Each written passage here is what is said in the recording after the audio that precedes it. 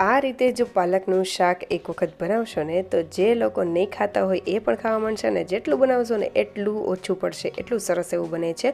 તો સૌથી પહેલાં આપણે પાલકને લઈ લેશું અને તેને બારીક એવી કટ કરી લેશું અને તેને એક બોલમાં કાઢી લેશું। મેં બધા ઇન્ગ્રીડિયન્ટને ડિસ્ક્રિપ્શન બોક્સમાં આપેલા છે, તમે જરૂરથી ચેક કરજો।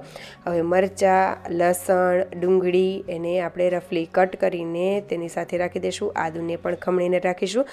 મેં આદુ અને મરચાં એક અલગથી રાખ્યા છે અને એક જે ટમેટા છે તેની સાથે રાખ્યા છે। હવે પાલકની સાથે બધા ઇન્ગ્રીડિયન્ટ જે છે તે સૂકા મસાલા આપણે એડ કરી દઈશું। મીઠું ચપટી જેટલું જ, બેકિંગ સોડા અને ચણાનો લોટ જેટલો જોઈએ એટલો એડ કરવાનો છે અને ગળાશ, ખટાશ, તીખાશ ને એ રીતનું ચટપટું એવું આ સ્ટફિંગ થાય એટલે એવું બનાવવાનું છે।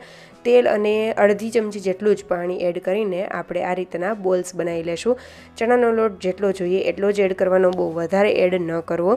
હવે મીડિયમ ટુ લો ફ્લેમ ઉપર આપણે આ બોલ્સને ફ્રાય કરવાના છે। ત્યાં સુધીમાં આપણે જે ડુંગળી, ટમેટાં, લસણ, આદુ, મરચાં જે કરેલા હતા તેની સાથે મેં મગજતરીના બીને પણ પલાળીને રાખેલા હતા, તેની ગ્રેવી બનાવી લેશું અને આ રીતે લો ફ્લેમ ઉપર આપણે કન્ટિન્યુ બોલને તળી લેશું। હવે જે તેલ બચ્યું છે તેમાં આખા સૂકા મસાલા એડ કરીશું, હિંગ, રાઈ, જીરું અને એ બધું સરસ એવું થઈ જાય એટલે આપણે જે ગ્રેવી બનાવેલી છે તે એડ કરીશું। કશ્મીરી લાલ મરચું, ધાણા જીરું, હળદર પાવડર, મીઠું એડ કરીને સરસ એવું મિક્સ કરી લેશું અને તેને લો ફ્લેમ ઉપર ઢાંકીને ચડવા દેશું। હવે આપણે ગ્રેવીમાંથી તેલ છૂટી ગયું છે તો થોડું પાણી એડ કરીશું અને સરસ એવું તેલ છૂટે ત્યાં સુધી કરી લેશું।